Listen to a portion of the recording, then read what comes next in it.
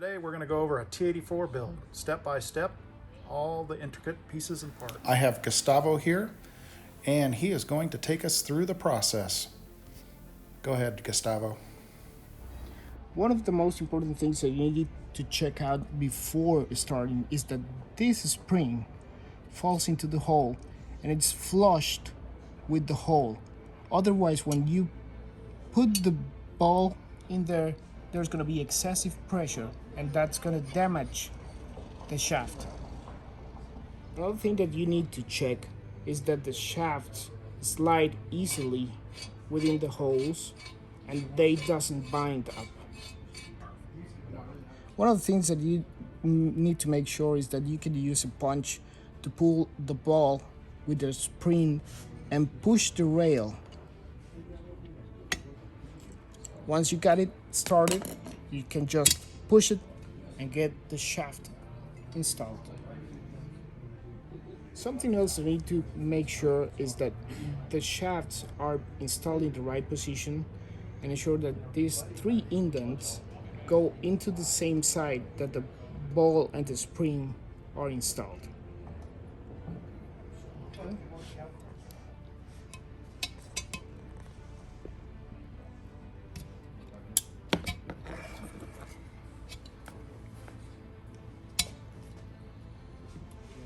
So,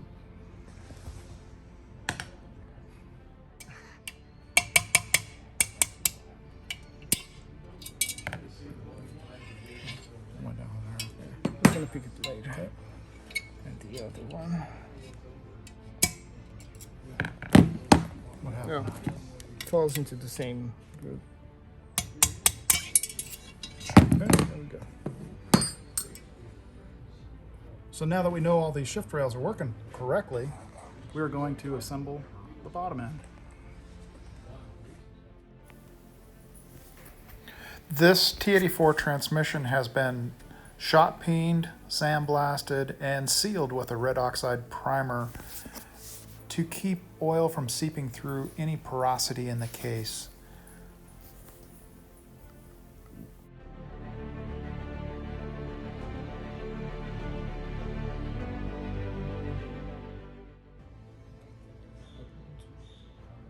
Okay, another thing that you need to check is that the plunger has enough clearance to be removed.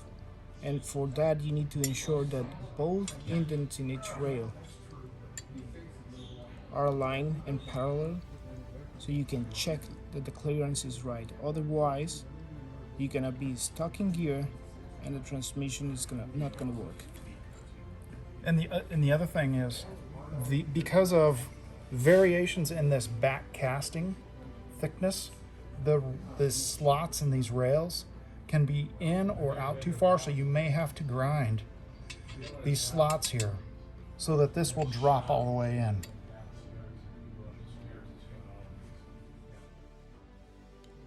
Now we need to install the rear snap ring.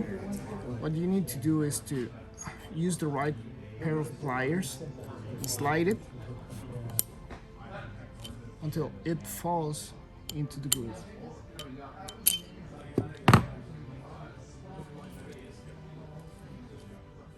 Something you need to check before assembling the gears is that the synchronizers are not worn out. So when you present them against the gear, they're gonna have a perfect gap parallel, and they have this space between the synchronizer and the gear.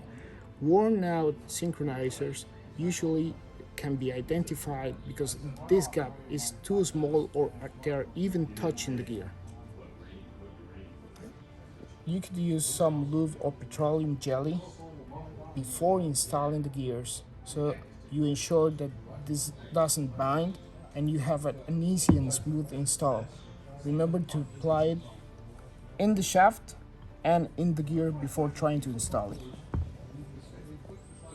It doesn't require a lot, just enough to make it slide easier. There's a long and a short part. Here you can see the short part, and the long part, it's almost flush with the top of the synchronizer. So remember, the long part goes to the front.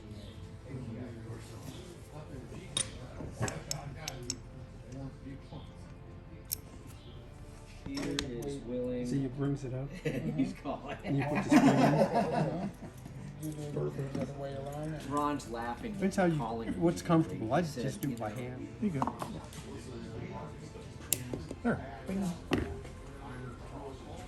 Sure that this washer will fit into that pin. So you have to put it in here, ensure that the pin is in, and then you can push the shaft. When you're gonna install the washers, use a lot of grease so they stick in place. And the way to put them is to apply a generous amount of grease, install them, and put the shaft just a little bit to ensure that it holds both washers. And in the front one, you need to ensure that the indent falls into this groove. Once again, with a lot of grease, the washer will hold in place. So you can slide the pin and get it installed once you have the cluster inside. When you're gonna install your cluster, you need to ensure that the washers are in the right place, and you can push the shaft just a little bit flush with the washers so they won't fall when you install the cluster. You're gonna install your cluster. Put the smaller part first in. Slide it into position very carefully. That way the washers doesn't fall.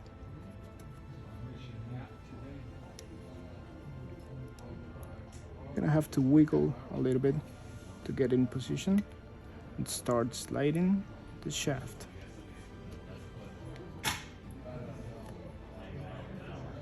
Take you a couple of minutes.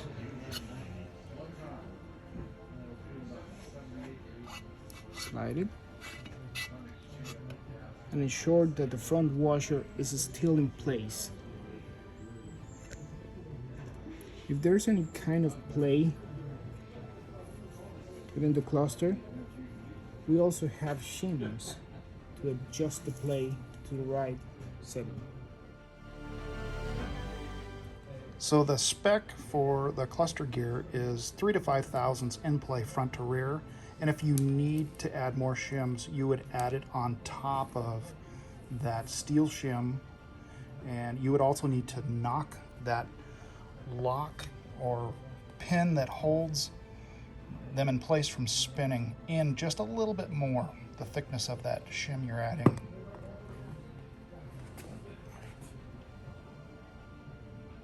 First gear, you need to ensure that it's oriented correctly with this protrusion to the front.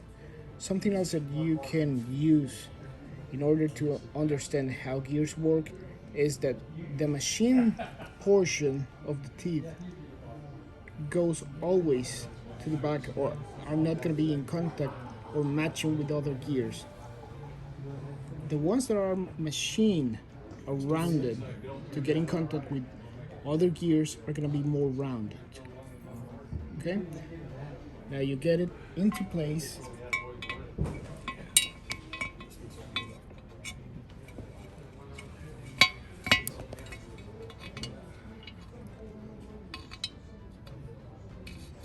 And install the shaft.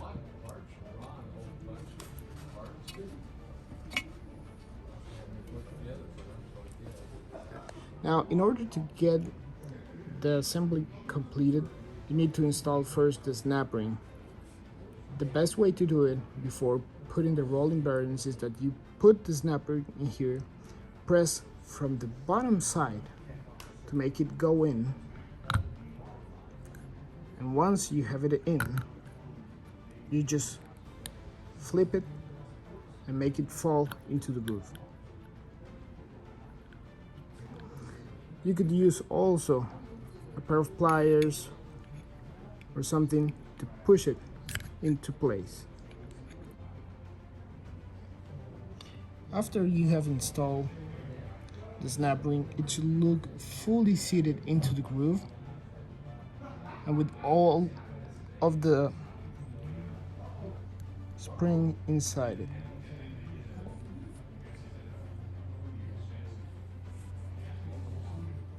In order to get the bearings installed, you need to put 12 of them, and the last one, the 13, needs to slide in, not from the center, but from the upper section, and just slide it in.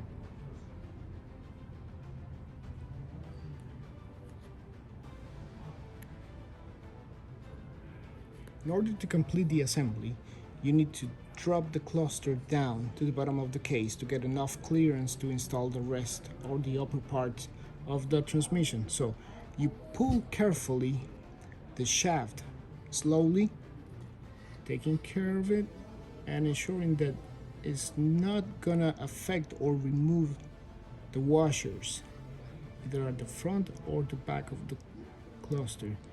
Slowly pull it down until you feel that the cluster will fall into the case. Do not remove the shaft. That should remain in place until you complete the rest of the assembly. Now, take this, put it into the case, and while holding it, you grab third gear. Install it and put it in place and ensure that the front bearing falls in there. After you install this, something you could use to keep it in place is to use the old bearing that you had. So that way the entire system won't move around.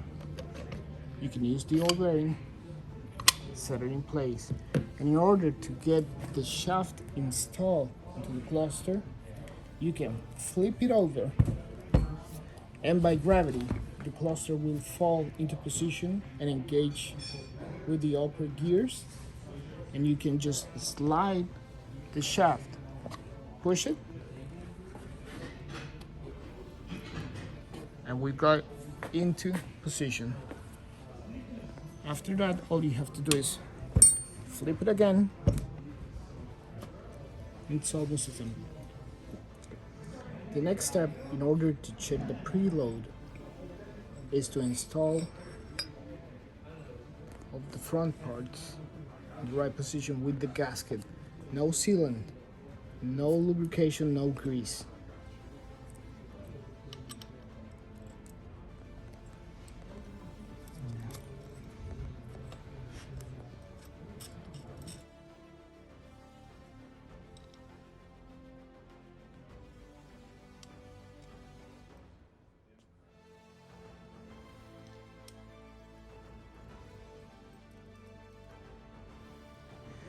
Now you need to install the spacer and the washer in the correct orientation.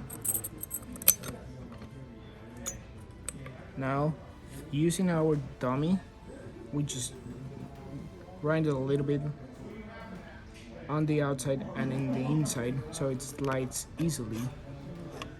You put it in place and use this tool that we have to set it in place.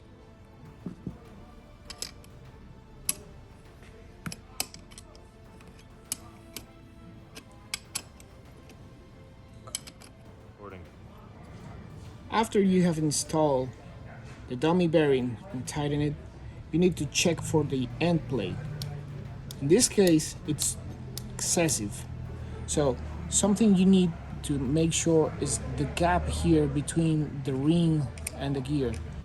There's too much space between here in comparison to the other side. In this case, you will need to remove the bearing and start adding shims. So the end plate is not that much, but it doesn't bind the entire system. You need still to be able to move it freely.